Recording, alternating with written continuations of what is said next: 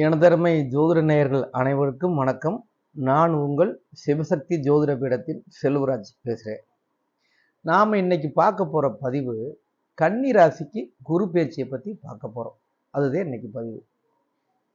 கன்னி ராசிக்கு இப்போ வந்திருக்கிற குரு 9ஆம் இடத்துல பாக்கியத்தில் உட்கார்ந்து ராசியை பார்க்குறாரு.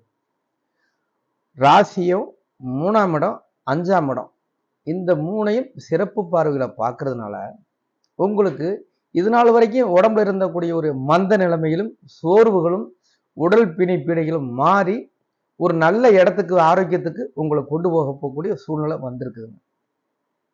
உங்களுக்கு இந்த காலகட்டத்தில் கோர்ட்டில் நீண்ட நாள் தேங்கி நிற்கக்கூடிய கேஸு சட்ட சிக்கல்கள் எதுவாக இருந்தாலும் உங்களுக்கு சாதகமான முறையில் இந்த நிலைமை உங்களுக்கு வரப்போகுது.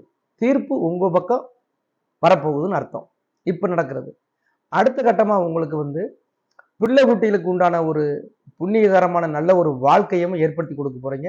மனசுல நீண்ட நாளா தேங்கி கிடந்த எண்ணங்கள், இது என்னப்பா நாம ஒன்று நினைக்க தெய்வம் ஒன்று நினைச்சேன்னு சொல்லி உங்களுக்கு மந்த கதியை கொடுத்துக்கிட்டு இருந்த நிலையெல்லாம் மாறி உங்களுக்கு ஒரு வெற்றி பாதைக்கு வரப்போகுது.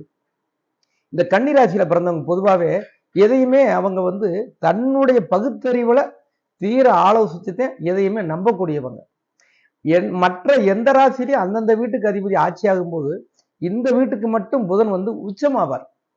பெரிய பெரிய நிர்வாகத்துல ஒரு பெரிய பொறுப்புல இருக்கிறவங்க, ஒரு வெளிநாட்டு தூதர்களா இருக்கிறவங்க, லீகல் சப்போர்ட்ல ஒரு உயர்வான நிலையில இருக்கிறவங்க பூராமே பாத்தீங்கன்னா கன்னி ராசியை சேர்ந்தவங்களா இருப்பாங்க.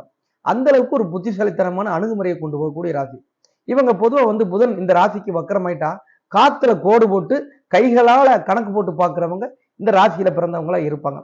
அந்த அளவுக்கு ஒரு தனித்துவம் பெற்ற இந்த ஒரு ராசி.